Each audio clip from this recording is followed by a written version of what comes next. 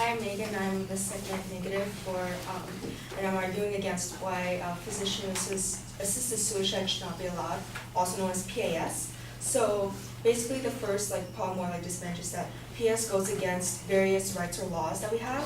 So it violates the Hippocratic Oath that every doctor is required to take before being licensed to practice. So this oath essentially is a vow that states that the goal of a doctor should be to preserve lives and that the doctor will make every effort to do so. And that one line that the oath itself says that I will not administer poison to anyone where asked and be of benefit or at least do no harm.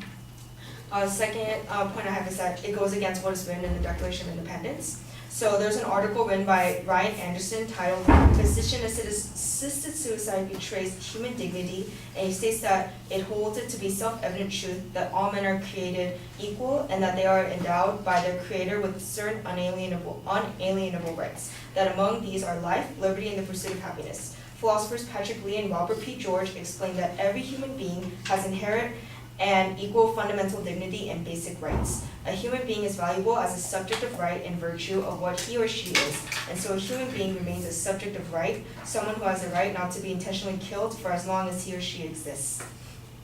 The second reason I have is that PAS is equivalent to suicide and has harmful effects. So our opponents stated that without PAS, patients will naturally lead to suicide. However, PAS is equivalent to suicide itself, and this is exactly the reason why we shouldn't allow it.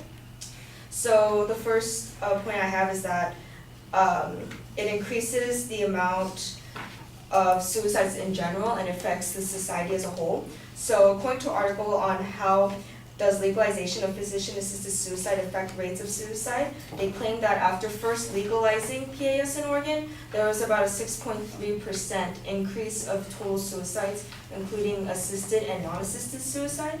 And it also makes the act of suicide socially acceptable.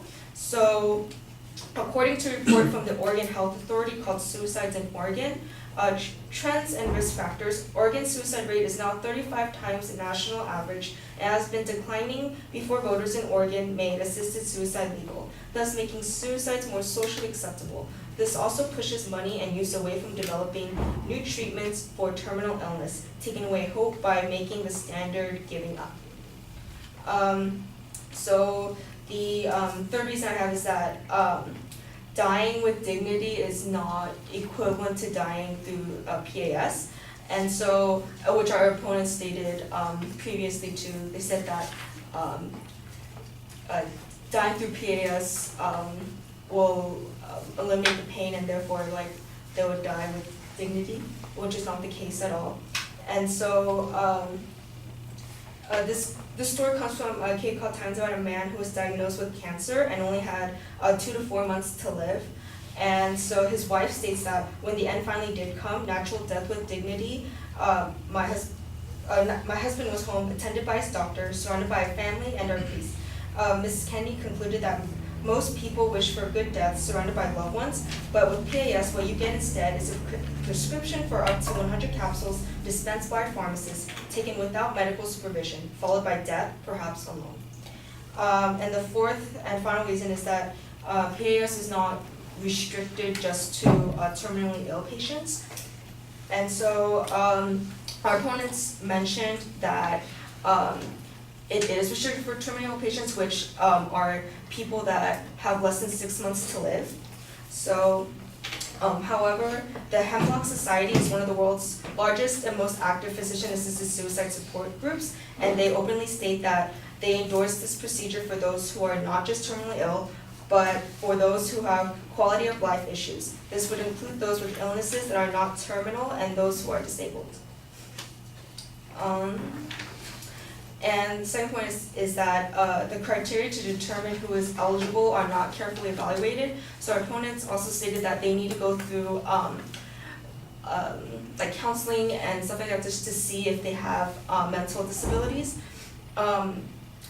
However, according to the Wall Street Journal, in an article titled "A Humane Alternative to Physician-Assisted Suicide in Oregon," only 6% of individuals who received the lethal prescriptions had psychiatric evaluations in 2015. They also mentioned that one of the requirements is that they need to have 2 oral requests from a medical professional and a written request from the patient themselves. However, according to an article titled "An Alternative to Assisted Suicide" by William Saletan, he mentioned that several thousand people are terminated by physicians each year to rush the process. A doctor who said he enthusiasted the patient because it would have taken another week before she died, and he just needed the bed for another patient. So instead of concluding to physician-assisted suicide, hospitals should focus more on hospice and palliative care. And palliative care is specialized medical care for terminally ill patients, and it provides relief from the symptoms and the quality of life for the patient and the family. We should also offer more therapy and counseling for the patients because majority of the patients that request PAS are depressed or they have other mental issues. So in an article titled "Why Assisted Suicide Should Not Be Legalized," 93 to 94% of those committing suicide suffer from some sort of unidentifiable mental disorder, and they often make distorted judgments. So therefore, we need to focus more on the patient themselves and find a cure for them rather than give up on them in general. Thank you.